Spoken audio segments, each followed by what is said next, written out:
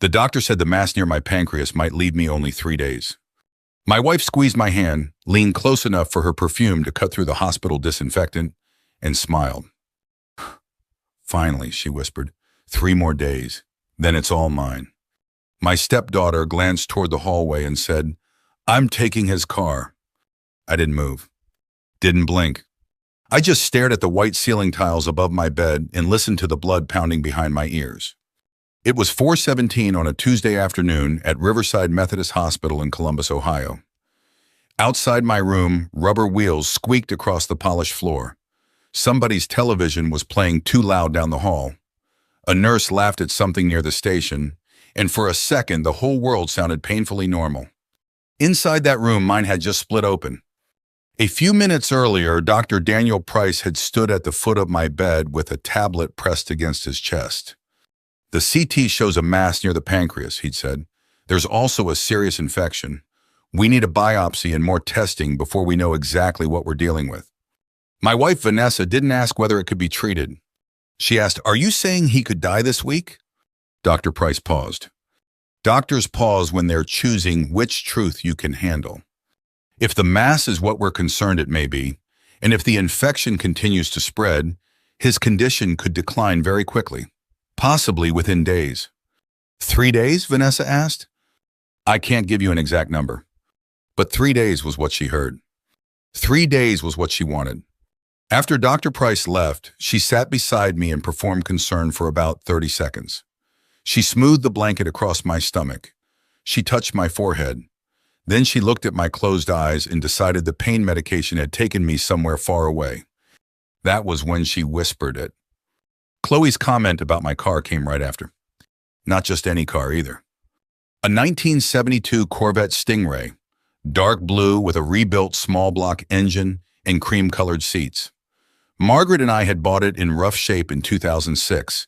We spent weekends restoring it in the garage, arguing over paint samples and eating takeout on overturned buckets. Margaret was my first wife, my real partner. She died 11 years before that hospital room, after 37 years of marriage. I still had a photograph of her sitting behind the wheel of that Corvette, grinning like a teenager with grease on one cheek. Chloe knew what that car meant to me. That apparently made no difference. Vanessa rose from her chair. We should let him rest, she said. The two of them stepped into the hallway, but the door didn't close all the way. I'm serious about the Corvette, Chloe said. You can have the house. The house isn't yours to give away. It will be yours soon. Vanessa lowered her voice, though not enough. We'll need to speak to a realtor, not immediately. That would look bad. What about the furniture? Most of it goes, especially that awful leather couch. Chloe laughed. And the funeral? Small. There's no reason to spend a fortune. Their footsteps faded. I looked down at my right hand. Vanessa had been holding it less than a minute earlier. The skin there still felt warm. That was the part I couldn't understand. How could a hand feel warm when the person attached to it was that cold? I was 68 years old. I had built Bennett Grounds and Property Care from a used Ford pickup, a borrowed mower, and $6,000 I could barely afford to repay. By the time I stepped back from daily operations, we maintained office parks, apartment complexes, medical buildings, and school properties across central Ohio. I wasn't fabulously wealthy, but I had done well. I owned my home in Worthington, held investments, and still controlled most of the company. Vanessa knew that before she married me. We met at a library fundraiser 4 years after Margaret died. Vanessa was charming without appearing to try. She remembered people's names. She laughed at my old stories. She told me she admired men who built something with their own hands. What I didn't admit back then was how lonely I'd become. I used to sit in my truck at the end of the driveway because I didn't want to walk into a silent house. I left the television on during dinner just to hear another human voice. Some nights I drove around the neighborhood twice before going home. Vanessa didn't just offer companionship. She offered noise, movement, another coffee cup beside mine in the morning. I saw warning signs, of course. Most people do. We just rename them because the truth is inconvenient. She asked whether I had updated my beneficiaries. She suggested selling 2 rental properties so we could enjoy what we'd earned, though she hadn't earned them. She disliked the Christmas bonuses I gave longtime employees. Chloe called me dad whenever she needed help with rent or credit card debt, then disappeared for weeks. Vanessa often asked what the company might sell for after I was gone. When I looked uncomfortable, she'd touch my arm. I'm only thinking about our future. Lying in that hospital bed, I finally understood whose future she meant. Around 7 that evening, a familiar figure appeared in the doorway. Miguel Alvarez wore an old brown work jacket and muddy boots. He carried a paper cup from Tim Hortons in one hand and his faded Cincinnati Reds cap in the other. "You look terrible," he said. I almost laughed. "You always know what to say. That's why you keep me around." Miguel had worked beside me for nearly 30 years. Calling him my gardener never felt quite right, though technically he still maintained my property. He had supervised crews, trained young workers, repaired equipment, and once slept in a chair outside Margaret's hospital room because he didn't think I should be alone. The summer after she died, he cut my grass every Thursday and never sent a bill. He took one look at my face and set the coffee down. "What happened?" "Close the door." He did. I told him what the doctor had said, then I told him what Vanessa and Chloe had said. Miguel sat in the chair beside my bed, turning his cap slowly in his hands. When I finished, he stayed quiet for a long time. Finally, he said, "She thinks you're already gone. Maybe I've been gone for a while and didn't know it." He looked toward the hallway. "What exactly did the doctor say?" "Not what she heard. What did he say?" I repeated the words as carefully as I could. A suspicious mass, a serious infection, a biopsy still needed. No confirmed diagnosis. Miguel leaned forward. "My brother had pancreatitis 6 years ago. First scans scared everybody half to death. They thought it was cancer until the specialist reviewed it." "You think that's what this is?" "I think you don't surrender your life before they finish the tests." Vanessa had already told the nurse she wanted to discuss comfort-focused care. She'd called more procedures unnecessary suffering. Miguel's jaw tightened when I told him. "That decision belongs to you." For the first time since Dr. Price entered my room, I felt something besides grief. It wasn't hope exactly. More like a small door opening in a room I thought had no exit. I reached over and gripped Miguel's wrist. "Help me," I said, "and you'll never have to work another day." He looked offended. "I'll help because you're my friend. We can argue about money when you're alive." Then he pulled out his phone. "I know the specialist who treated my brother. She's at Cleveland Clinic now." He stood and walked toward the window for better reception. As he made the call, I looked at the clock. 3 days. A few hours earlier, I had believed that was all the time I had left.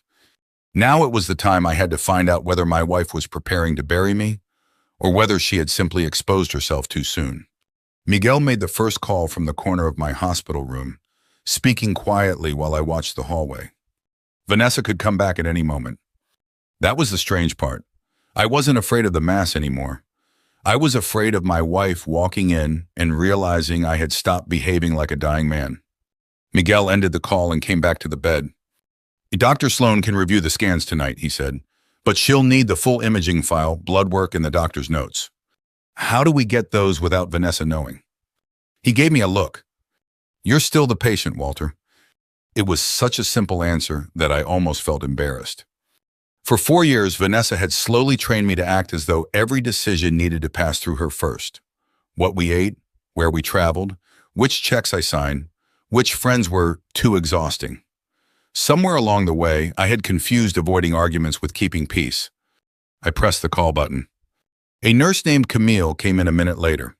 She was in her 40s with red-framed glasses and a badge reel shaped like a sunflower. "I need copies of my records sent to a specialist," I told her. "Of course, we'll need you to sign a release." "Only me?" She glanced from Miguel to me. "You're the patient. As long as you're able to make your own decisions, it's your authorization." I felt something settle in my chest. "Then bring me the form." Camille left and Miguel smiled slightly. "One step?" "One very small step. Small steps still get you out the door." The door opened before I could answer. Vanessa came in carrying a canvas tote bag and a look of controlled concern. Chloe followed behind her, staring at her phone. "What door?" Vanessa asked. Miguel didn't miss a beat. "Front door at his house. The hinge has been sticking." Vanessa looked at him for half a second too long. I didn't realize Walter was discussing household repairs tonight. I didn't realize dying canceled maintenance, Miguel said. I had to turn my head so she wouldn't see me smile. Vanessa set the tote on the visitor chair. Well, Miguel, thank you for stopping by. He needs rest now. I'll decide when I need rest, I said. She looked at me. It wasn't anger exactly, more like surprise that a lamp had spoken. Then her expression softened. Of course, honey, I'm only trying to protect you. Chloe finally looked up from her phone. Mom talked to someone about bringing you home. A hospice coordinator, I asked. Vanessa moved closer to the bed. Just someone who can explain the options. You heard the doctor. We don't want your last days filled with needles and procedures. My last days. She said it gently, as if wrapping the words in cotton made them kinder. I haven't had the biopsy yet. Her mouth tightened. The doctor seemed very clear. No, he seemed concerned. That's different. For a moment, none of us spoke. Then Vanessa touched my shoulder. You're scared, I understand. I looked at her hand. No, I don't think you do. Camille returned carrying a clipboard. Vanessa immediately turned toward her. What's that? A records release authorization. Oh, for what? I answered before the nurse could. A second opinion. Vanessa's face changed so quickly I might have missed it if I hadn't been watching for it. The concern disappeared. Something harder showed underneath. Then the mask came back. Walter, do you really want to put yourself through all that? I want another doctor to look at the scans. But Cleveland is 2 hours away. They can review them electronically. Chloe lowered her phone. Why? If they already know what it is? Miguel stood. They don't. Vanessa turned sharply. This is a family matter. Miguel put on his cap. He is my family. That shut the room down. Vanessa's cheeks colored. Chloe rolled her eyes. Camille looked at the floor, pretending to examine the paperwork. I signed the release. My hand shook, partly from weakness and partly from the knowledge that the first real choice I had made in months had been made against my wife. Miguel left soon afterward, but not before placing his hand briefly on my shoulder. I'll call when I hear something. Vanessa watched him go. Then she pulled the visitor chair close to my bed and lowered her voice. You need to be careful who you trust right now. I almost laughed at the nerve of it. Why? People behave differently when they think money is involved.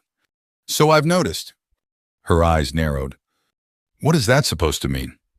Nothing. I'm tired. I closed my eyes. She sat there another 10 minutes. I could feel her watching me, waiting to see if I would explain myself. I didn't. The next morning, she arrived early with coffee, a laptop, and a folder of documents. For anyone walking past, she looked devoted. She arranged my breakfast tray. She spoke sweetly to the nurses. She posted a photograph of our hands together on Facebook with a request for prayers. Then she opened the folder. These are just routine forms, she said, so I can handle bills if you become too weak. I looked at the first page. Durable power of attorney. The second gave her broader access to financial accounts. The third allowed her to speak with business representatives on my behalf. Routine forms. I let the papers rest on my blanket. I'll have Eleanor review them. Vanessa's smile stayed in place, but the muscles around it stiffened. Your attorney, now? She's been handling my affairs for 20 years. You don't need to drag outsiders into this. Eleanor isn't an outsider. Chloe was stretched across the couch by the window, scrolling through listings on her phone. She spoke without looking up. Mom's trying to help you. Then she won't mind Eleanor reading them. Vanessa picked up the folder. You're not thinking clearly. That sentence frightened me more than I wanted to admit. Not because it was true, because I realized how useful it could become if she repeated it often enough. When Vanessa went downstairs for lunch, I asked Camille to contact the hospital social worker and document that I wanted control of my own medical decisions. Then I called Eleanor Walsh from the bathroom, with the sink running so Chloe wouldn't hear from the other room. Eleanor answered on the second ring. Walter? I need you to listen carefully. Her voice changed when I told her about the diagnosis, then sharpened when I described Vanessa's papers. Do not sign anything, she said. I wasn't planning to. I need your physicians to document that you're alert, oriented, and capable of making decisions. I'll also review every existing authorization Vanessa has. Can you come here? I'm leaving now. She paused. Walter, are you safe? I looked at the locked bathroom door. I'm not sure. That afternoon, Dr. Rebecca Sloan called from Cleveland. She had reviewed the images.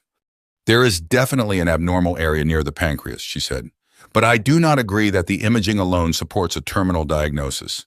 It may be an infected pseudocyst related to pancreatitis. So I might not have cancer?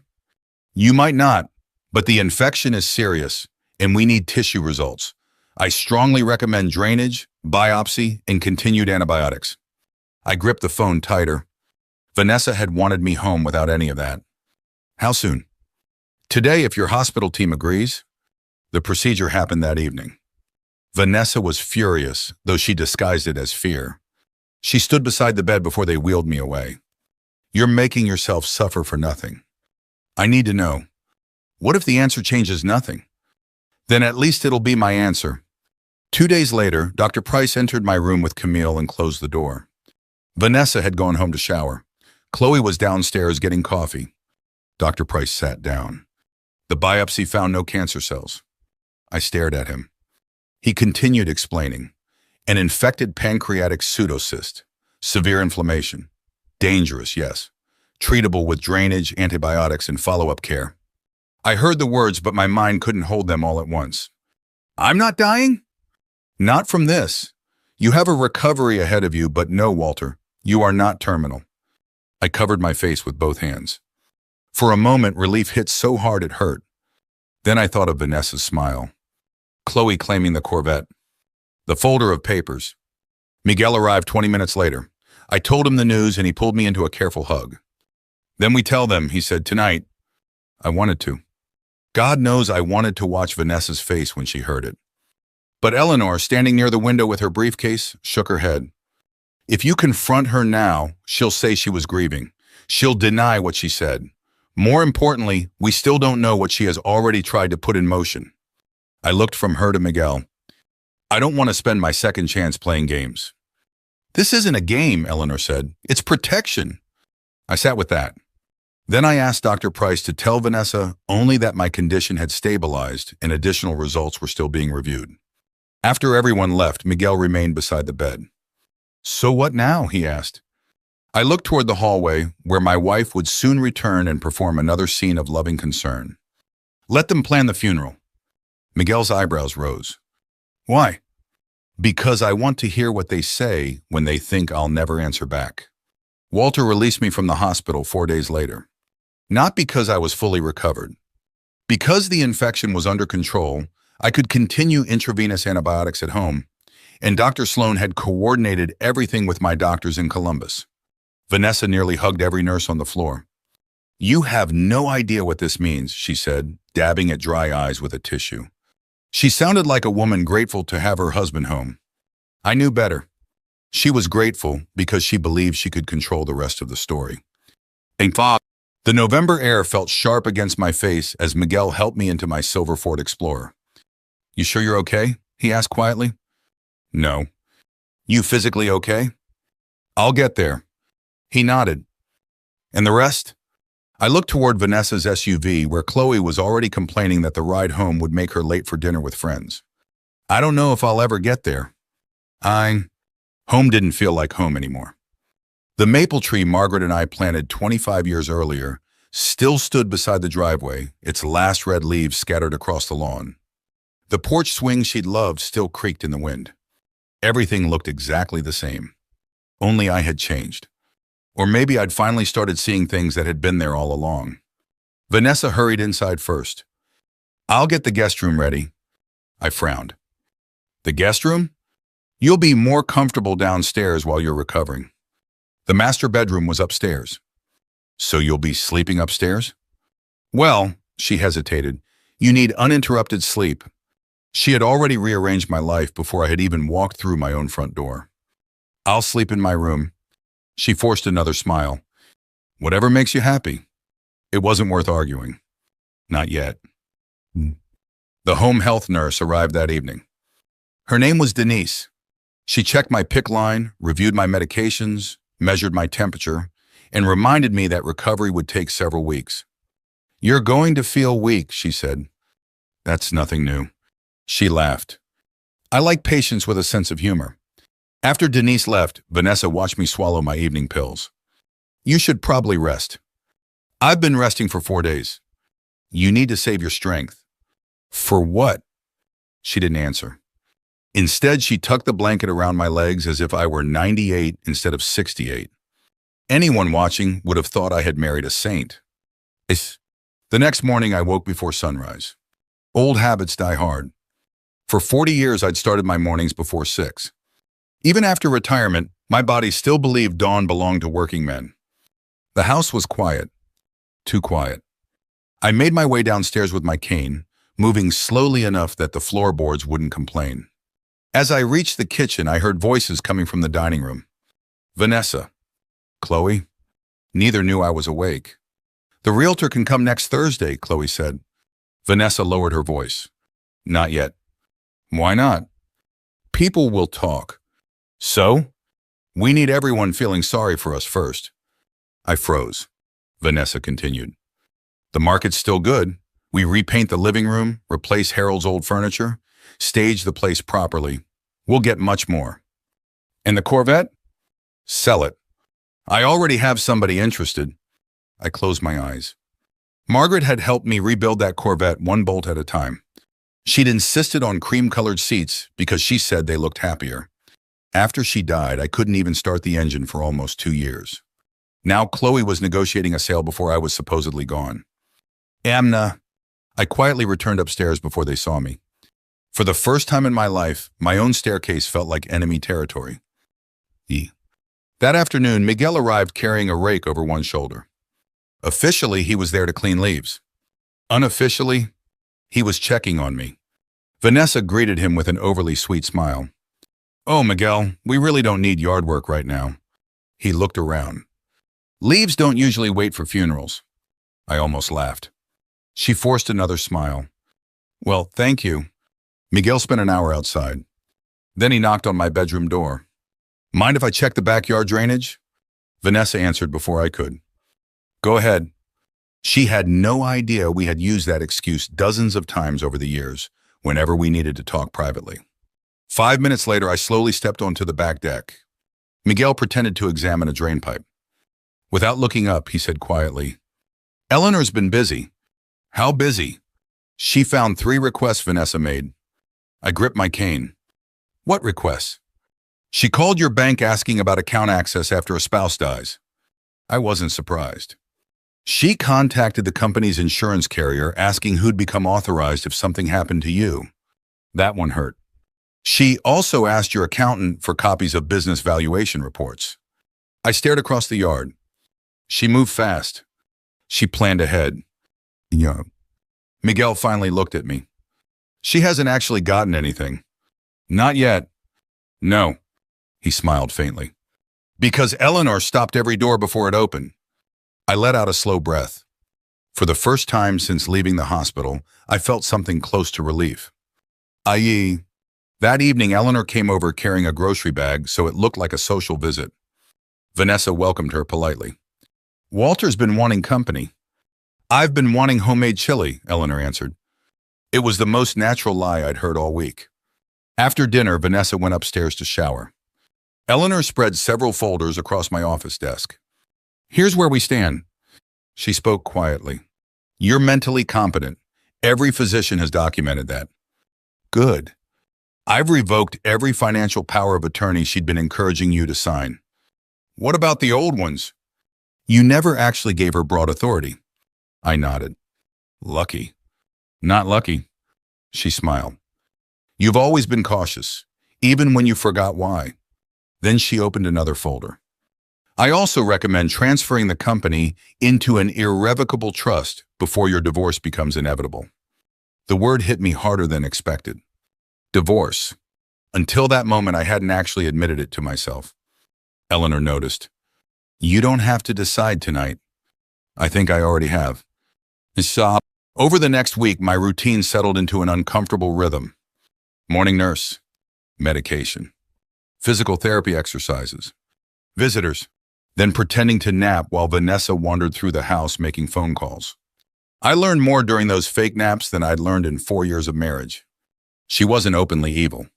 She was practical, clinical, detached. She spoke about my death the same way people discuss replacing a roof. Necessary, inconvenient, manageable. That somehow made it worse. One afternoon, Chloe invited two friends over. They stood in my garage looking at the Corvette. One of the boys whistled. Your stepdad really kept this thing clean. He worshipped it, Chloe said. Lucky you. She shrugged. I'll probably sell it and finally take that Europe trip. The boy asked, You think that's what he'd want?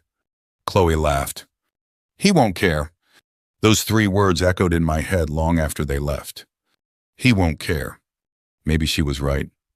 Dead men don't care. But I wasn't dead. Not yet. A few days later, Miguel returned carrying a small rosemary plant. He placed it beside the back steps. Vanessa barely noticed. I did. Rosemary. Our old signal. The first legal documents were complete. One step closer. As he loaded his tools back into the truck, he looked toward the kitchen window where Vanessa stood talking on her phone. Then he tipped his cap slightly. Not a smile. Not a celebration. Just enough to tell me, we're almost ready. That night, as rain tapped softly against the bedroom windows, Vanessa climbed into bed beside me for the first time since I'd come home. She rolled toward me and rested her head lightly on my shoulder. I've been thinking, she whispered. About what? We should invite everyone over Sunday. For what? So your friends can see you, just in case. I stared into the darkness. Just in case. She wanted witnesses. A final memory. Maybe even sympathy before the funeral. I swallowed slowly. That sounds like a wonderful idea. She kissed my cheek. I knew you'd understand. When her breathing finally settled into sleep, I lay awake listening to the old grandfather clock downstairs strike midnight. One slow chime after another. Not counting down to my death anymore. Counting down to the day the truth would finally walk through my front door.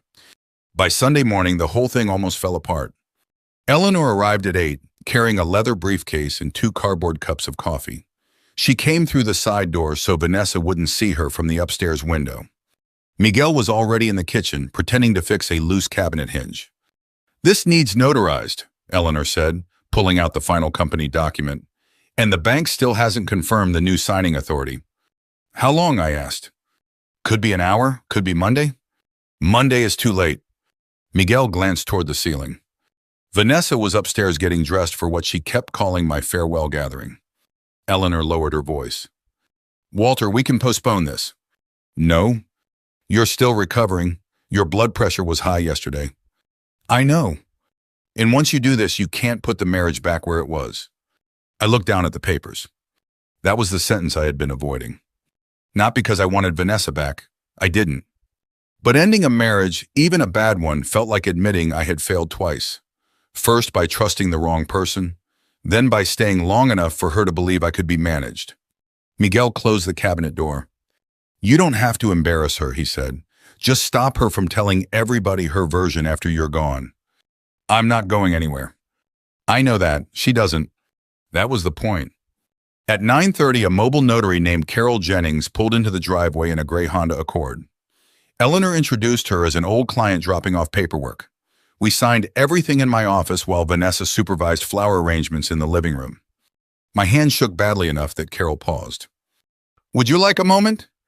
I'm fine. She studied me. Can you tell me, in your own words, what you're signing? I explained the employee ownership plan, Miguel's 12% stake, the trust, and the removal of Vanessa from any business authority. Carol nodded. That's all I needed. By 10, the documents were signed. At 10:15, Eleanor's phone buzzed. She read the message and looked at me. The bank confirmed.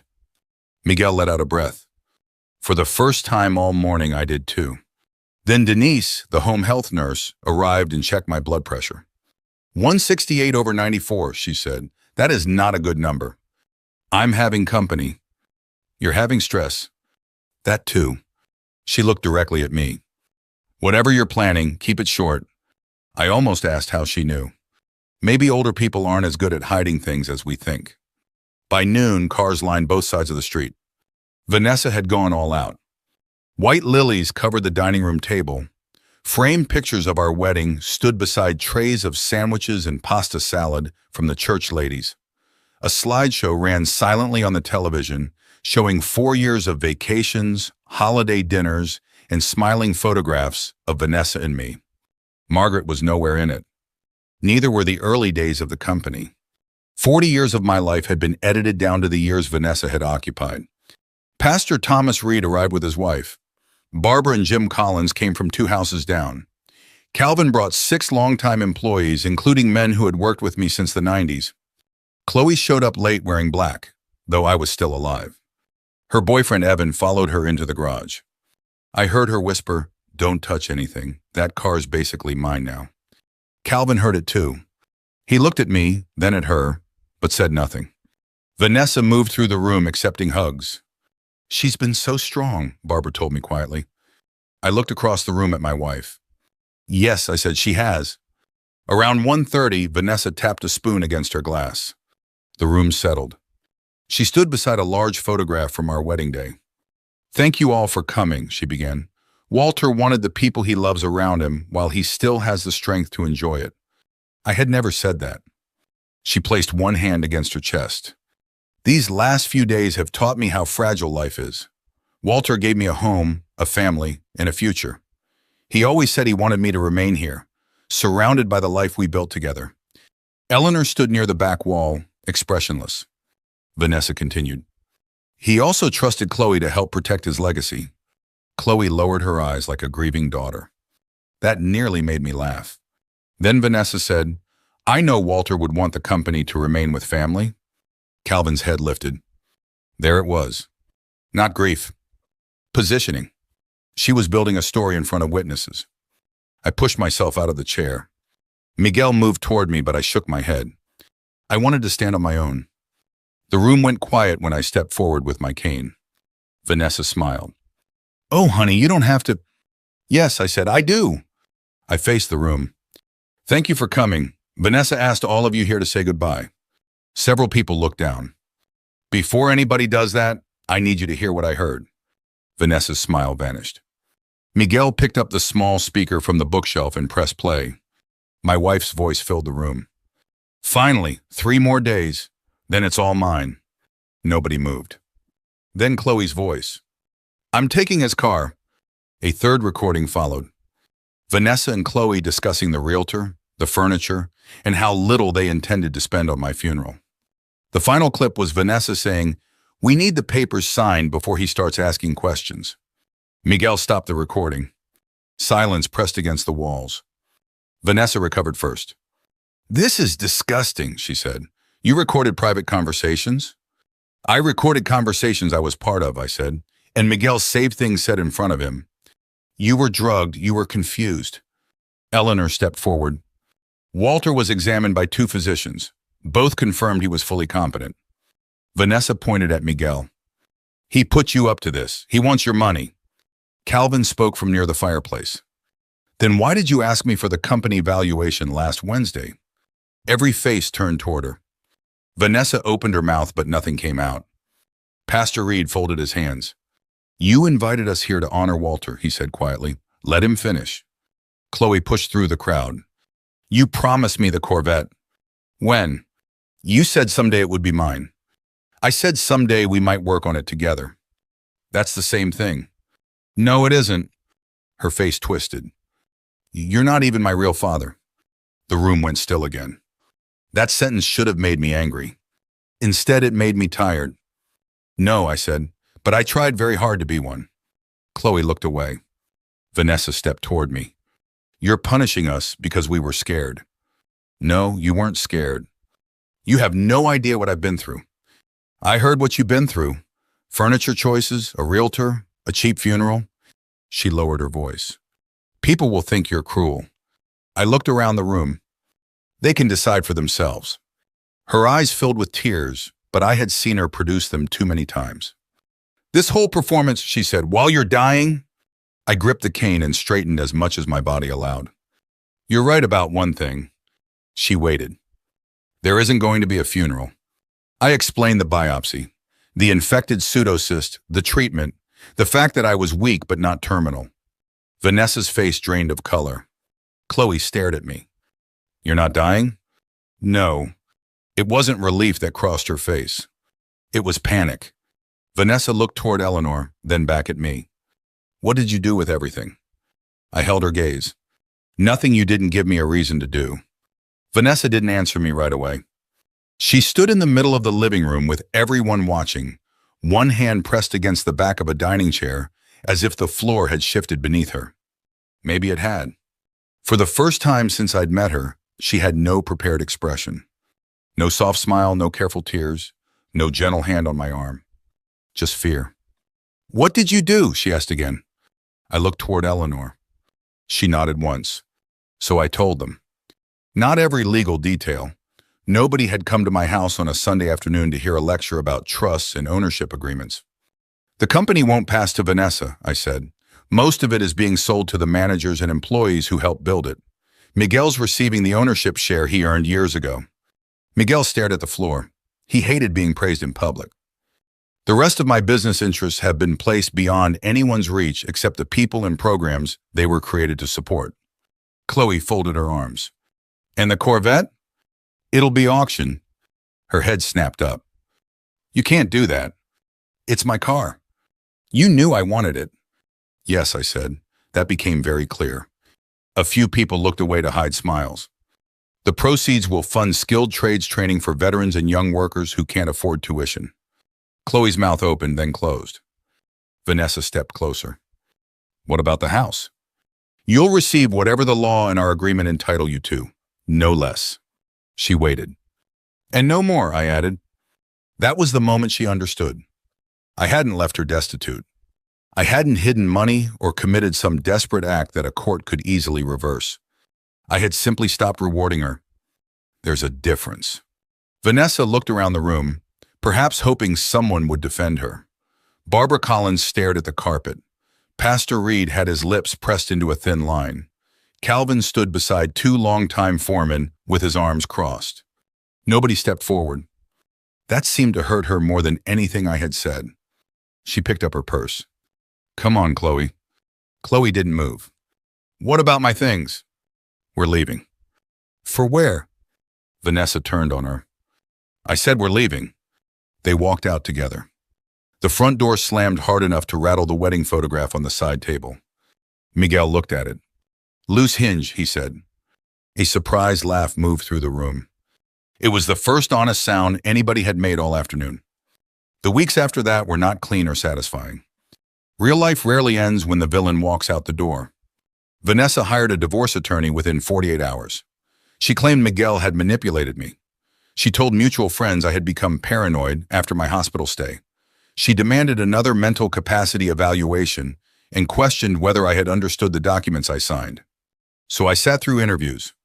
I answered the same questions again and again. What day is it? Who is the president? Can you explain your assets?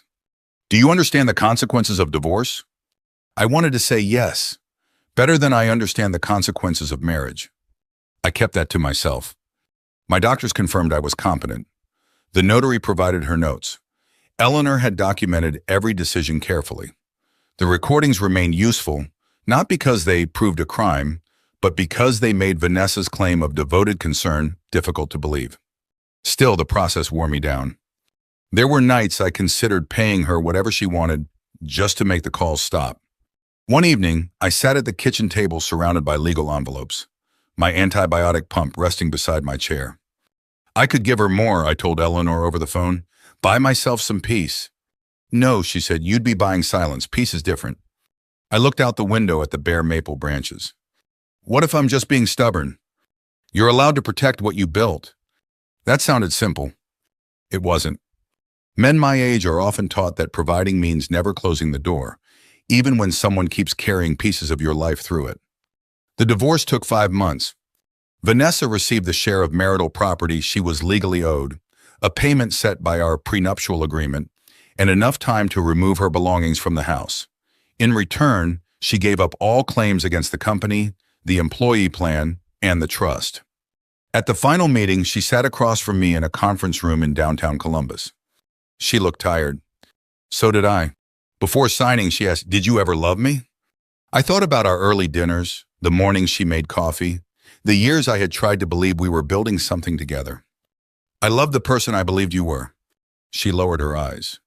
Then we signed. Chloe contacted me 2 months later. Her message said Vanessa had pressured her and that everything had gotten out of hand. There was no apology, just an explanation. I wrote back once. I told her I had cared for her as a daughter. I also told her she was 29 years old and responsible for her own words. I said my door was not permanently closed, but there would be no car, no checks, and no rewards for pretending we had a relationship. She never answered. Maybe someday she will. Maybe she won't. Miguel officially retired from physical fieldwork that spring, though retirement didn't suit him. 3 weeks later, he was back at the company training new hires on equipment safety and irrigation systems. At the first employee meeting under the new ownership plan, Calvin announced the Miguel Alvarez Service Award. Miguel leaned toward me and whispered, "This is embarrassing." That's why I approved it. You're a terrible friend. I've been told worse. The Corvette sold at a charity auction for more than I expected. The money helped launch a training partnership for veterans and young adults entering landscaping, mechanics, and construction trades. The scholarship carried Margaret's name. That mattered to me. By May, the doctor said the infection was gone. I still tired easily. My right knee hurt when it rained, and some mornings my hands shook enough that I had to set down my coffee. I didn't become younger because I survived. I became more careful. I put Margaret's photographs back in the living room. I hired help for the house but kept control of my own accounts. Once a month, I taught a class on small business basics at the training center.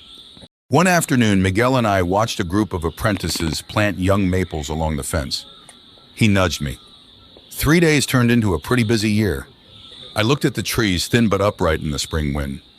It did. Getting older doesn't mean accepting disrespect because you're afraid of being alone. Sometimes the hardest boundary to set is the one that saves what is left of your life. If you've ever had to protect your dignity later than you should have, you're not alone. Share what the experience taught you, and remember the people who stay when there is nothing to gain.